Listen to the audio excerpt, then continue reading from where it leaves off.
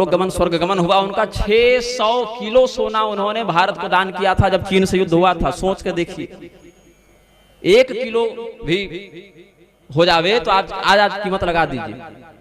600 kilo सोना उन्होंने निस्वार्थ दे दिया और उनकी अंतिम यात्रा में तिरंगा इत्यादि से भी सम्मान उनका नहीं किया गया, राजकीय सम्मान नहीं दिया गया। ये निर्लज्जता हो गई है इस राष्ट्र की।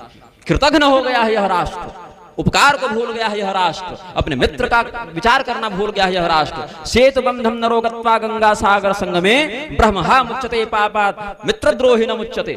शास्त्र कहते हैं आप रामेश्वरम चले जाइए, गंगा सागर चले जाइए, ब्राह्मण मारे होंगे तो पवित्र हो जाइएगा, लेकिन मित्र के साथ विश्वासघात करेंगे तो आप वहां भी पवित्र नहीं हो सकते हैं।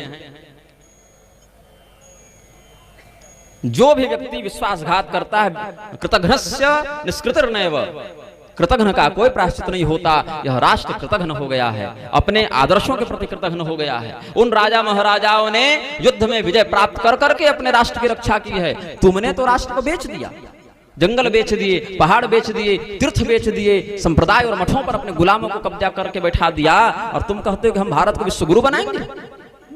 अब पढ़ाया जा रहा है छोटे छोटे बच्चों को कि जेंडर बदला जा सकता है, ऑपरेशन कराकर लड़का लड़की बन जावे, लड़की लड़का बन जावे, मन अनुसार व्यभिचार करे, और व्यभिचारियों को किन्नर अखाड़ा के नाम पर लक्ष्मी नारायण त्रिपाठी इत्यादि को अवधेशानंद बना दिया महामंडलेश्वर, राधे माँ को महामंडलेश्वर बताओ, ममता कुलकर्णी को महामंडलेश्वर, हिमांगी सखी जा रहे थे 400 पार, मोदी जी नहीं लाएंगे तो हम सती हो जाएंगे उनके साथ। काहे नहीं हुई? ये कलयुग कहां से मन में आ रहा है? जो एक बार तीर्थ का जल सेवन कर ले उसकी बुद्धि निर्मल हो जाती है, जो एक बार कथा सुन ले उसकी बुद्धि निर्मल हो जाती है, जो एक बार सत्संग कर ले भगवान उसको विवेक प्रदान कर देते हैं। तुम्हारी बुद्धि किस गड्ढे में पड़ी है कि भारत में रोज हजारों भागवत और रामायण हो रहे हैं, फिर भी तुमको कर्तव्य का बोध नहीं हो पा रहा?